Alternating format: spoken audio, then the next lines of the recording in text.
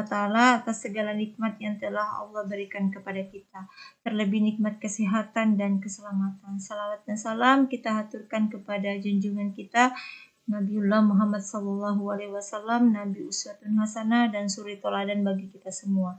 Yang terhormat Bapak Dr. Usman Nur SAG MAG, selaku dosen pengampu mata kuliah Praktek Teknologi dan Media Pembelajaran PAI.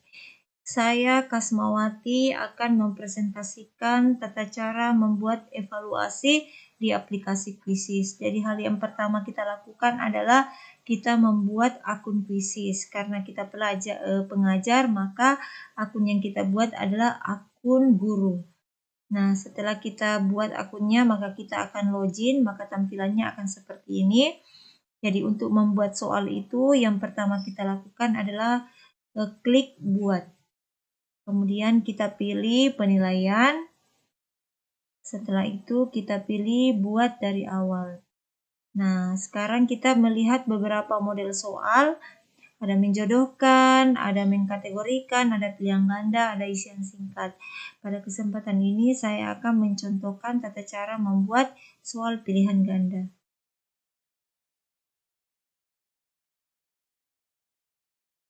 Nah, tampilannya akan seperti ini ya. Jadi kita bisa mengetik langsung soal kita di sini, misalnya jumlah rukun Islam adalah. Jadi ini opsi jawabannya ya. Bapak Ibu, opsi jawabannya misalnya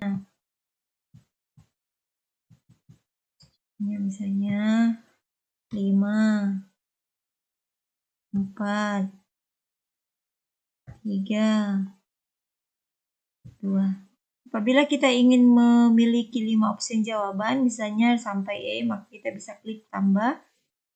Nah, sekarang sudah bertambah 1, tetapi misalnya jika hanya 4, maka kita bisa hapus menjadi 4 saja.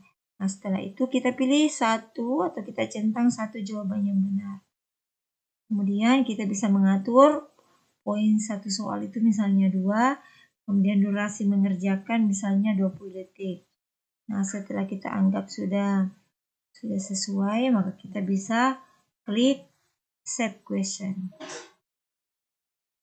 Nah, maka soal yang kita buat tadi itu sudah ditampilkan seperti ini ya, Bapak Ibu. Nah, kemudian apabila kita ingin membuat soal yang kedua, maka kita bisa klik tambah soal. Kemudian langkah-langkahnya tadi seperti yang pertama, langkahnya misalnya jumlah rukun iman adalah titik-titik, misalnya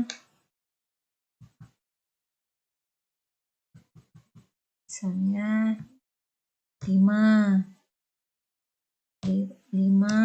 8, 2, 6. Nah, kita tandai satu jawaban yang benar, kemudian kita klik simpan. Nah, maka tampilannya akan seperti ini ya, Bapak Ibu.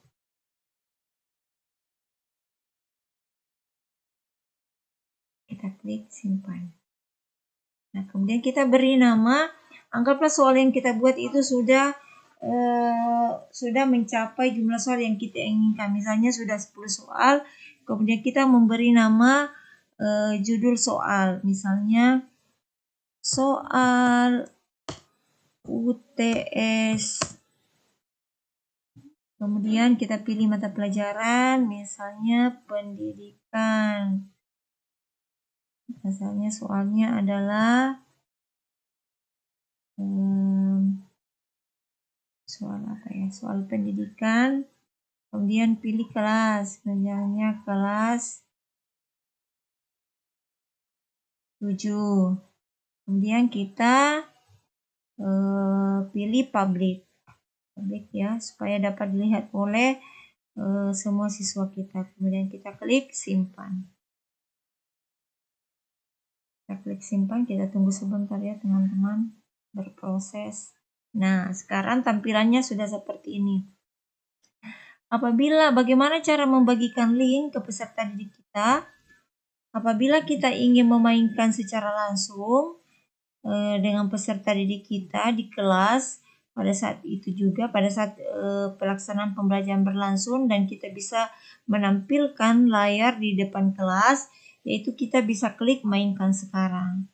Nah, mainkan sekarang misalnya, akan tetapi kekurangan dari mainkan sekarang ini, maka siswa tidak bisa membuka link ini sesuai dengan yang mereka inginkan. Maka ketika siswa sudah masuk ke dalam room atau link yang dibagikan, maka guru bisa mengklik mulai.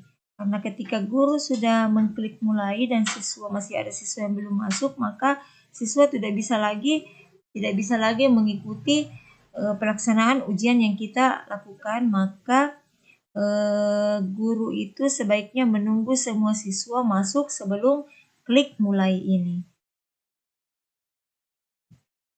Nah, sekarang apabila kita ingin membagikan link yang tidak memiliki batas waktu, misalnya siswa bisa mengerjakan kapanpun, maka kita bisa pilih review, kemudian setelah muncul, nah, bagaimana cara membagi link kepada peserta didik kita? Maka kita bisa klik review. Setelah itu kita bisa membagikan link yang muncul di sini. Link ini khusus untuk siswa. Kita klik sebarkan. Kemudian kita salin linknya. Kemudian kita bisa membagikan link ini ke grup-grup kelas kita agar siswa kita dapat mengakses kapanpun mereka ingin mengerjakan soal tersebut. Jadi keuntungan dari link ini, tidak dibatasi apabila kita klik link untuk siswa. Berbeda dengan tugas atau PR. Nah, apabila kita ingin menjadikan tugas, maka kita bisa mengatur waktunya, misalnya perubahan. Kemudian kita pilih kapan peserta didik bisa mengerjakan, misalnya tanggal 2, tanggal 3, bulan berapa misalnya, dan waktunya. Nah, jadi ini bisa diatur oleh guru kapan siswa bisa memulai untuk mengerjakan tugas soal yang kita buat tadi. Akan tetapi apabila kita ingin memainkan soal secara langsung kepada anak didik kita di kelas, maka kita bisa memilih fitur mainkan sekarang. Tetapi kekurangan dari mainkan sekarang ini, maka siswa itu bisa mengerjakan soal itu setelah terlebih dahulu guru memulai kuis tersebut, baru siswa dapat masuk untuk mengerjakan soal yang telah disiapkan melalui link yang telah dibagikan. Nah, seperti itu ya teman-teman, tata cara menyebarkan link sehingga peserta didik kita dapat mengerjakan kuis yang kita kerjakan. Nah, Bapak Ibu yang ada di rumah, ada cara lain yang bisa kita lakukan apabila kita ingin membuat soal dengan lebih mudah, yaitu kita dapat mengimpor soal yang ada di perangkat laptop kita untuk memudahkan kita bekerja lebih cepat di dalam pembuatan soal. Misalnya kita klik impor, kemudian kita klik unggah dari perangkat, maka kita akan diarahkan kepada file soal yang ada di laptop atau komputer kita. Maka misalnya saya klik soal yang sudah ada di komputer saya. Kemudian kita menunggu sebentar untuk proses impor soal.